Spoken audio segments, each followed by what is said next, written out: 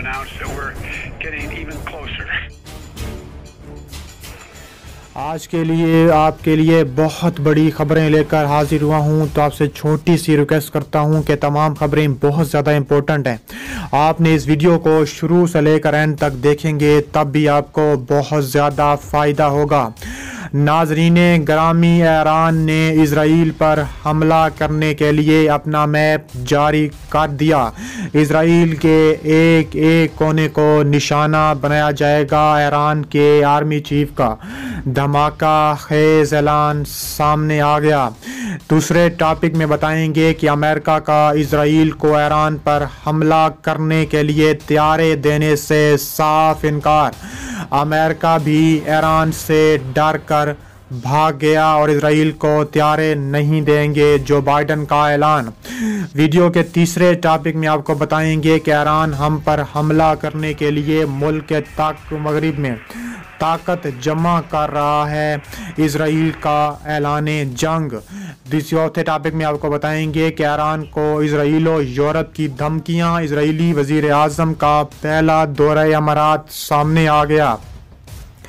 Video के next topic में बताएंगे कि चीन और इंडिया आमने सामने आ गए। चीन ने इंडिया पर 3000 मिसाइल दाग दिए। वीडियो के चौथे टॉपिक में बताएंगे कि तुर्की और मिस्र का बड़ा ऐलान सामने आ गया। तुर्की और मिस्र ने सऊदी अरब पर बिजलियां गिरा दी।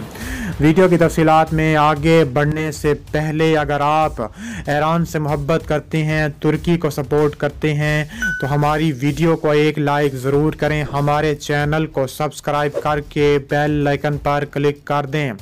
नाज़रीने ग्रामी, बहुत बड़ी ब्रेकिंग न्यूज़ सामने आ रही है कि ईरान के आर्मी चीफ ने बहुत बड़ा नक्शा जारी कर दिया और नक्शे में इसराइल के एक एक कोने को निशाना बनाने का अंदिया दे दिया। ईरान के मुताबिक उन्होंने नक्शे में इसराइल के एक एक कोने को निशाना बनाने का फैसला किया है और एक एक हिस्से को तबाह बर्बाद और मलिया मेट करने का फैसला किया है। Israeli state affiliated Tehran times ने एक ऐसा नक्शा बुधवार दिन जारी किया है जिसमें मार्कर्स के निशान पर दिखाए गए हैं कि ईरानी फोर्सेस जहां चाहे हमला कर सकते हैं। इसके अलावा उन्होंने फ्रंट पेज पर ऐसी हेडलाइन दी है कि जहां चाहे वहां घुस जाएंगे।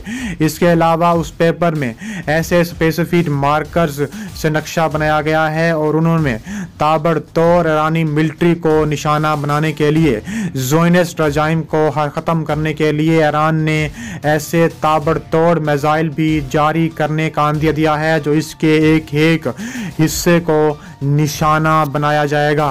अब हम वीडियो के नेक्स्ट टॉपिक में आपको बताने वाले हैं कि अमेरिका का इसराइल को ईरान पर हमला करने के लिए तैयारी देने से साफ इनकार सामने आ गया।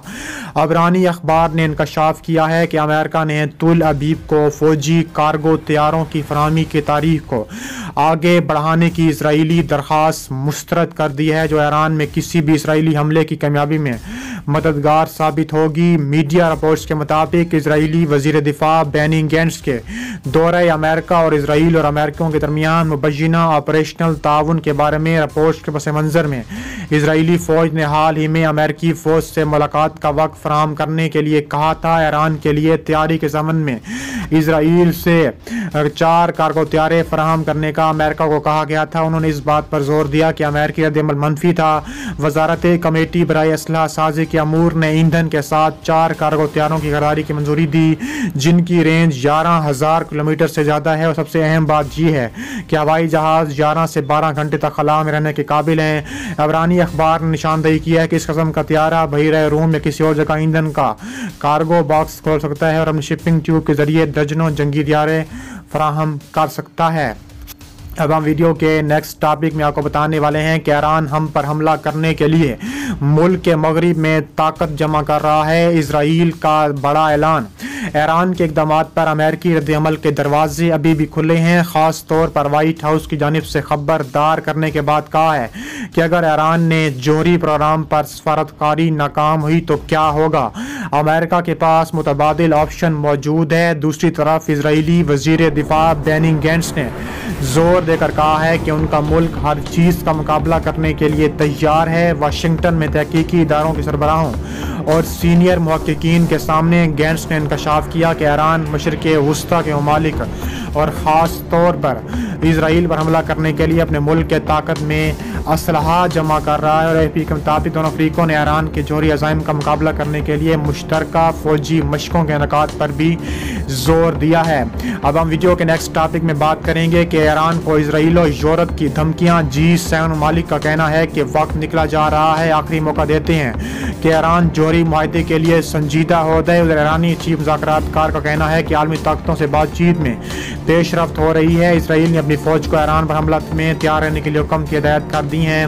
दूसरी जानिब इसराइली वज़ीर आज़म अपने पहले दौरे पर अमारात पहुँच गए थे। नफ्ताली बेनेट कहना है कि अमाराती इस्तकबाल शानदार, मेहमान नवाजी सराहते हैं, ताल्लुकात मजबूत होंगे। चीन के खिलाफ मुहिम तेज कर दी गई है। गैर मुल्की खबरसां इदारे के मुताबिक G7 ममालिक ने रूस सदर व्लादिमीर पुतिन को भी खबरदार किया है कि अगर रूस ने यूक्रेन पर हमला किया तो संगीन नतीजे भुगतने के साथ साथ भारी कीमत भी चुकानी पड़ेगी। अमेरिकी खुफिया इदारों ने अंदाजा लगाया है कि रूस आइंदा साल यूक्रेन के तदीद जहाज़ों पर हमला कर सकता है, जिसमें पौने 2 लाख फौजी दस्ते शामिल हो सकते हैं। रूस के महकमा दिफा ने मगरबी मालिक के इन दावों को मुस्तरद करते हुए कहा है कि मगरब रूस फोबिया का शिकार है और नेटो की तोसीह से रूस को खतरात लाक हैं। और लिवरपूल में होने वाले G7 इजलास में दुनिया के अमीर तरीन मालिक फौद ने कहा है कि यूक्रेन करीब रूस की फौजी मशकों की मजम्मत करने में मुत्तहिद हैं। अब हम वीडियो के नेक्स्ट टॉपिक में बात करने वाले हैं कि चीन और भारत एक बार फिर बॉर्डर पर आमने सामने आ गए। चीन ने हैंग नाओ मिसाइलों की भारत पर बारिश कर दी। ऐसे ताबड़तोड़ मिसाइल दागे हैं कि भारत की पूरी बटालियन हिल कर रह गई है। पूरा भारत में खुलबली मच गई है। भारत और चीन एक बार फिर आमने सामने आ चुके हैं और ऐसे ख़तरनाक हमले का चीन ने मज़ीद हमले करने का भी अंदिया दे दिया है। अब हम वीडियो के नेक्स्ट टॉपिक और आखिरी टॉपिक में बात करने वाले हैं कि टर्की और मिस्र एक बार फिर गठजोड़ सामने आ गया है। टर्की और मिस्र ने ख़तरनाक तरीन मुआहदा कर लिया है। टर्की और मिस्र ने हथियारों का मुआहदा किया है, जिसमें टर्की मिस्र को ख़तरनाक तरीन जंगी कश्तियाँ फराहम करेगा, जो ऐसे ख़तरनाक कश्तियाँ हैं जो नज़र भी नहीं आती और बाद में हमलावर हो जाती हैं।